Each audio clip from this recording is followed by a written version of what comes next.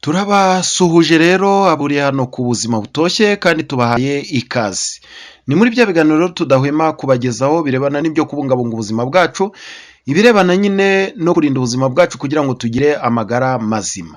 Ibiganiro rero dushaka kubagezaho ni uruhererekane rw'ibiganiro byinshi birebana n'ibyo twakora ngo twikingire kanseri z'amoko atandukanye, ni ukuvuga imirire yo kwibandwaho kugira ngo duhangane na kanseri ariko mu moko yayo atandukanye. Tukazajya tuvuga nyine ku yigezweho, ubwo rero ni kanseri z'amoko atandukanye tuzavugaho, tukaba tugira ngo duhere ku kiganiro cya mbere mu birebana n'uru ruhererekane rw'uko twahangana n'indwara ya kanseri iri kuvuza ubuhuha hirya no hino mu isi iyogoje abantu muri rusange. Ikiganiro rero cya mbere twatangiriraho ni ibirebana n'uko twakwikingira kanseri y'amabere. Kanseri y'amabere ni kanseri, ni ubwoko bwa kanseri ikunze gufata abagore cyangwa se ab'igitsina gore, ni ukuvuga abagore nyine baba abageze mu zabukuru, baba abageze mu gihe cy'amajigija, baba abageze mu gihe cy'ubuto nyine bakiri bato,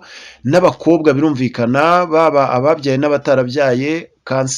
Iyi kanseri ntabo itinya. Ubwo rero ni ngombwa ngo twige uko twayikumira cyane cyane ahanini, ariko ahangaha turibanda ku birebana n'imirire twakoresha kugira ngo duhangane n'aya moko atandukanye ya kanseri.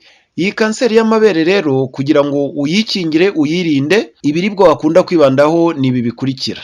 Icya mbere ni amata ya soya. Amata ya soya akwiriye gusimbura mu buryo bw'umwihariko amata asanzwe y'inka. Abantu amata y'inka bakayashyira ku ruhande niba badashaka kurwara kanseri y'amabere, ahubwo bakibanda ku gukoresha amata ya soya. Ubwo byumvikane ko n'abaryi b'inyama bagomba kuzisimbuza bya bindi bita ngo ni inyama za soya, ariko izina ryayo muri makeya ni tofu. Uko niko bimeze. Ibindi biribwa ugomba kwibandaho niba udashaka kurwara kanseri y'amabere ni imbuto. Imbuto nazo ugomba kuzibandaho, ndetse ugakunda kurya imboga kenshi. Uretse ko imbuto n'imboga bidahurizwa ku magaburo amwe, ku igaburo rimwe, ahubwo niba wagennye kubikoresha nk'uyu munsi, ubwo ku manywa urafata igaburo ririho imboga, zimwe zitetse izindi ukazikoresha ari mbisi, ni ukuvuga ari salade.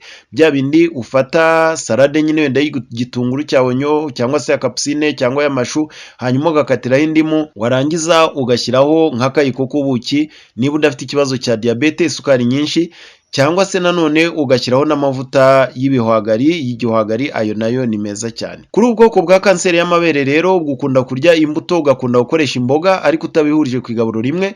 Ubwo ku manywa niba wakoresheje imboga, nimugoroba urakoresha imbuto. Ibindi bibandaho nanone ni amavuta y'igihwagari mu mwanya w'amavuta asanzwe, ubuto busanzwe, ahubwo ugakoresha mu mwanya wayo ugakoresha amavuta y'igihwagari. Ugakunda gukoresha igitunguru cya onyo, cya kindi cy'ikirayi nyine igitukura nicyo kiza, onyo rouge, red onion. Ugakunda no gukoresha tungurusumu.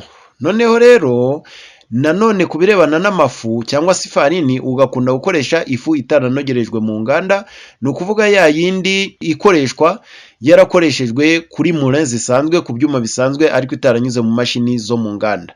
Nanone ugomba gukunda kwibanda ku mboga zifite ibara ry'umuhondo nka karoti ndetse n'inyanya n'izindi zimeze zityo. Ubwo rero murumva ko ibingibi ari ibiribwa twakunda gukoresha mu gihe dushaka guhangana cyangwa se guhashya indwara ya kanseri y'amabere.